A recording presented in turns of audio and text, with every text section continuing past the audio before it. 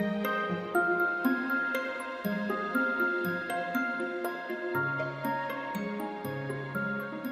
cornouterie, c'est un nom dont la plus ancienne origine remonte à peu près au Xe siècle. C'est l'association de plusieurs mots.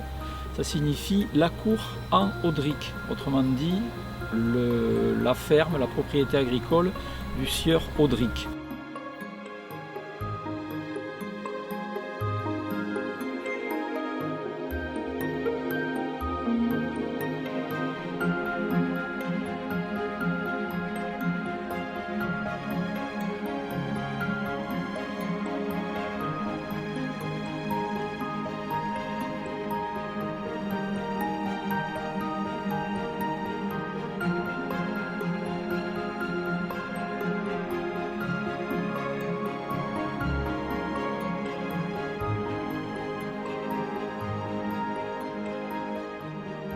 Il faut bien retenir une chose, c'est qu'à cette époque-là, les deux communautés de Belbèze et de la Cornaudric utilisaient la même église, l'église paroissiale qui est actuellement à Saint-Jean. Et c'était très mal commode, surtout pour les habitants de l'Union, de se rendre à Saint-Jean. Donc c'est pour ça qu'on a utilisé cette chapelle à titre domestique. On a retrouvé quelque chose qui est intéressant, on a retrouvé un plan aux archives départementales, qui est un des premiers plans qu'on a de ce château et du hameau de la Cornaudric.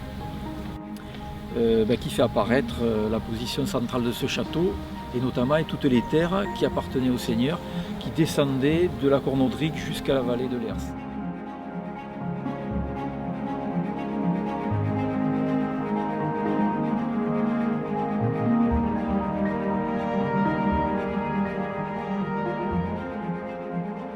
En 1814, la veille de la bataille de Toulouse, dans la bataille de Toulouse, c'était le 10 avril 1814.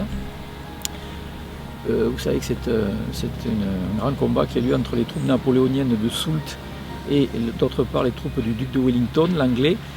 Il aurait passé la nuit dans ce château. Ça reste un point qui va être intéressant à rechercher, mais bon voilà, le vainqueur de Waterloo aurait dormi à la Cornaudric. Dernière anecdote, en 1941, à l'époque de la Deuxième Guerre mondiale, lors de ce qu'on appelait la fête des moissons, des spectacles étaient organisés dans ce parc et c'était l'occasion de faire des collectes de fonds pour payer des colis aux prisonniers de guerre qui étaient retenus en Allemagne.